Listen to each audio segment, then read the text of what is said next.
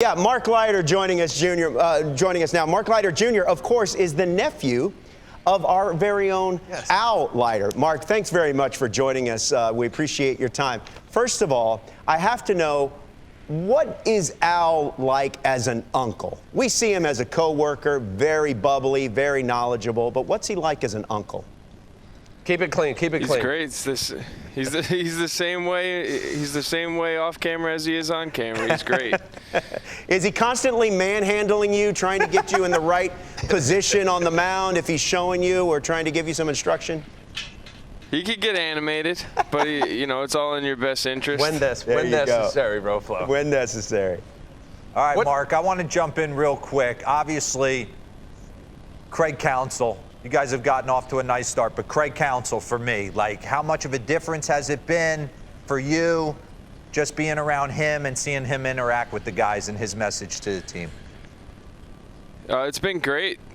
Since day one, he's come in and just kind of given us a little bit of a spark and, just kind of led us in a direction that we think will benefit us going forward. And just his demeanor and his messaging has been great all the way through. And I think everybody's bought in and excited for what we're capable of.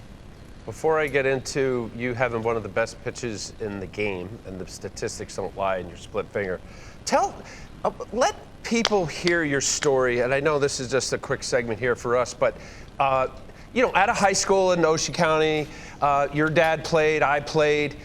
You went to NJIT in Newark, New Jersey. Like, you have had to prove it every single day. 22nd round pick. 22nd round pick. Share some of your journey.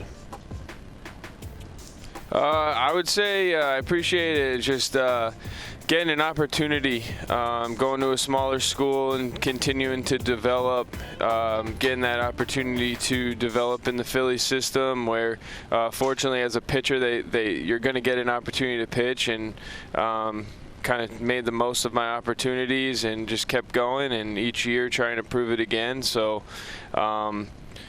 it's been a really great journey, but it's just like you and Dad always said, like, you guys are still getting better into your late 30s. So just kind of taking all of that in from the early years and going forward and continuing to get better, finding ways to get better and keep just, fine-tuning the little things.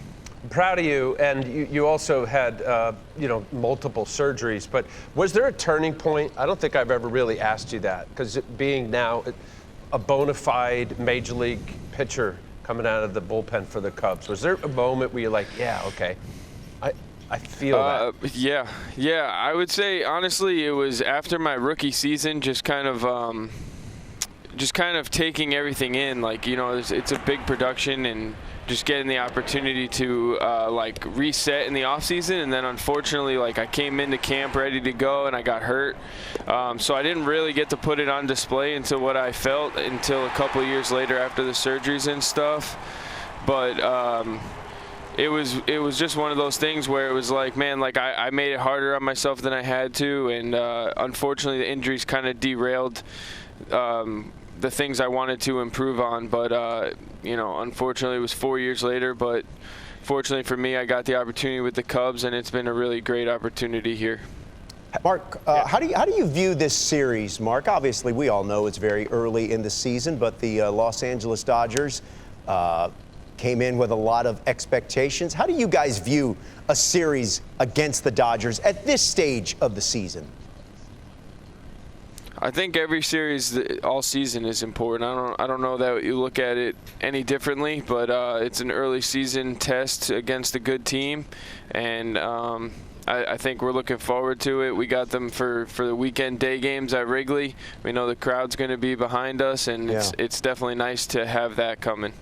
Hey, Mark, I want to ask you, I thought my two favorite years in the big leagues were playing at Wrigley Field, and the reason I started to, it took a minute, but I got used to the day games where it almost became like a 9-to-5 job, and you can get home and you can relax and kick your feet up and you start to get into a routine. Did you have trouble adjusting to all the day games, or did you fall into the pocket where you start to like it a little bit? I started to like it.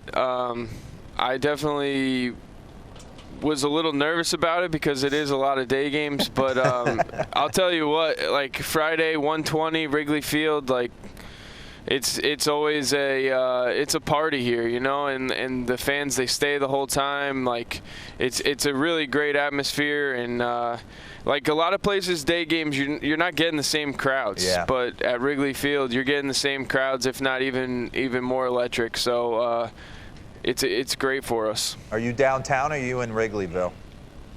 I'm in Wrigleyville. I'm in. Mile and a half. He takes a scooter. Nice. You take a scooter to the yard? There you go. That's awesome. You're in one of once the weather turns a little bit. You're in one of the few heralded places, right? Franchise-wise, and Dero got a chance. That was always a place I had hoped I played for. How are the guys? Like the difference between your experience last year and this year. What does it look like? I know with Bellinger back, that was a bit hairy, but tell us about the team this year. I think it's pretty awesome because we're returning a lot of guys, so it's really a lot of continuation of last year and kind of that camaraderie that we had built, and just kind of going off that. And then the guys that we've added, they've all been great additions to the locker room, and just like great personalities, good leadership, and just guys that are, you know, ultimate pros. So it's been great, kind of like having everybody join in together, and like I said, kind of a continuation of the group we had last year. So you know, anytime you get a chance to kind of be with a lot of the same guys going forward, you start to have that culture building. All right, I got two questions, but the first one will be baseball related. I just had in my ear from research, your slugging since last year is 172 off your split. Why is it so good? I think just because the intent of it is it's a fastball out of hand. So the movement's late, and I think it makes guys have a real late decision to make. All right, so I was just told by Eric Nays, our research guy, it's the second best pitch since 2022 behind Sonny Gray's slider. Wow. In turn of opponent's slug. So throw it proud of you, buddy. 99%. All right, my next question was, and Dero always wants to know, what did you have for breakfast? Pretty simple. I go just a couple eggs over medium, and go with a shake. And that's pretty much all I eat for breakfast. What's in the shake? Just like a regular protein shake, chocolate. That sounds good. That's pretty boring. When I used to come in, and rest in peace, Otis, the head clubhouse guy there, was an institution. Yeah. I used to get a ham and cheese omelet, and hey, maybe a little Copenhagen spilt in my omelet while he was making it. And then you got knocks that way. But you guys were men. We were men. That's why. Hey, Mark, thank you very much for spending a little time with us. Love you, buddy. Good luck this weekend, right, and your guys. career is a testament to your determination and talent, so congratulations. Amen. And best of luck to you. Yeah. I appreciate it. Thank you. You got it. That's Mark Leiter Jr., the nephew of Al. NJIT? NJIT, the baseball powerhouse in Newark, New Jersey. Wow. And proved it every single year. Wow. Congratulations to him.